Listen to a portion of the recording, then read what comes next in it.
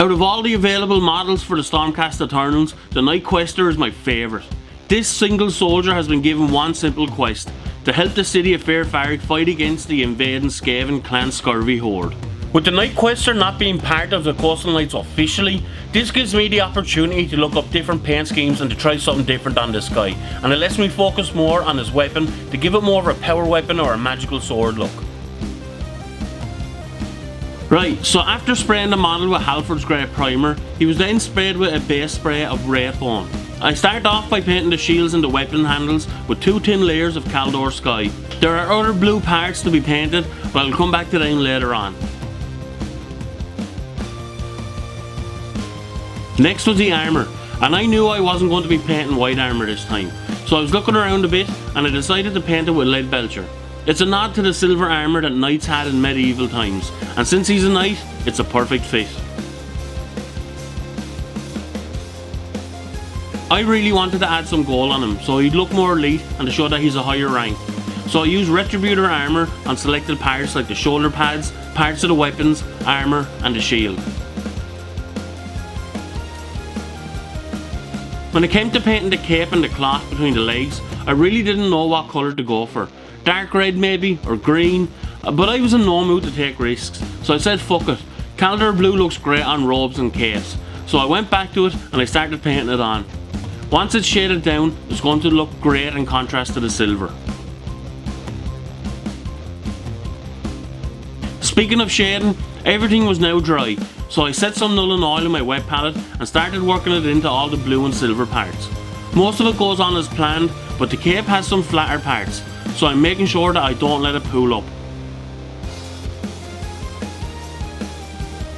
I'm going to go a little bit brighter for the gold with Reikland Flesh Shade. When this dried, I realised that this gave this gold almost a bronze look, so I might try a different shade next time, or maybe just switch it up to Liberator Gold in the future. For his belt and straps, I used Skeleton Horde, and carefully as I could I painted it on.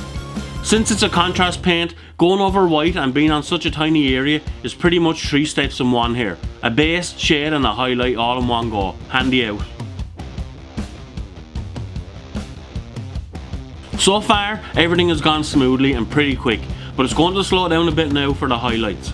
With a steady hand, I start highlighting the edges of the robe and all the other blue parts with Calgar Blue. This is tedious, but when you sit back and look at the results when they're finished, you'll see that the edge highlighting is well worth the effort.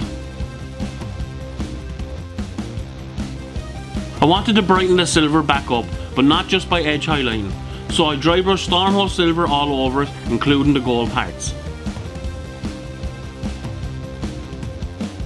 When it comes to faces and skin tones, I've said it before that I usually overdo it and mess it up, so I'm keeping it easy this time by just using Guilliman Flesh. I tin it down on some Lammin Medium and give it a second thinner layer when it's dry. I had a mad thought about giving him this old school style hair, something what He-Man has. So I whipped out the brightest colour I had and I started painting Imperial Fist contrast paint all over his head. It turned out incredibly bright, so to tone it down slightly, I used a heavily diluted Agrax Earthshade to shade the recesses in. While the shade was drying, I felt like the silver parts needed a little bit more highlighting, so I went back to Stormhold Silver and started to brighten the edges up. With the shade on the hair dry, I picked out Screaming Skull to carefully highlight the edges of the hair, and then I go over it again with a really light glaze of Uriel Yellow. There was only 2 parts of the model left, and one of them were the flames. I've done flames a few times in the past, so I didn't really want to do it again, so I decided to go with a more magical look. I took out a pot of Hex Red Flame, gave it a good shake, and started to spread it out over the flames. I gave it 2 layers just to make sure the white wasn't coming through the green too much. The final part then is the sword, and since this guy is mostly silver, it only made sense to try something different than just a silver blade. I wanted him to really stand out, so I decided to make it like a power weapon or a magical blade. I started off by basing the blade with a few thin layers of Temple Guard Blue. Unfortunately, that's the easy part done with, because I know I have to give it a shimmering look. I make a mix of 80/20 lemon medium and Thousand Suns blue and glaze it on certain parts of the blade. On the right side is the top and bottom thirds, and on the left side is in the middle third. I apply this multiple times and blend the glaze into the Temple Guard blue base coat. This is extremely tedious to get right. I was constantly going back and forth, but with the layers being extremely thin, there was leeway with it.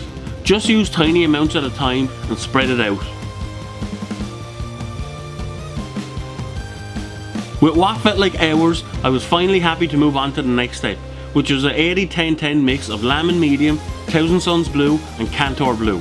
And this is for the edges of the blade on the right side and the centre of the blade on the left. This will hopefully give the blade that light to dark blending look. The final part then is to edge highlight the blade with an 80-10 mix of Temple Guard blue and Corax white. This is a tough highlight to do, but it's a great finishing touch. Take your time with it and add a small bit of lemon medium to the mix to help it flow.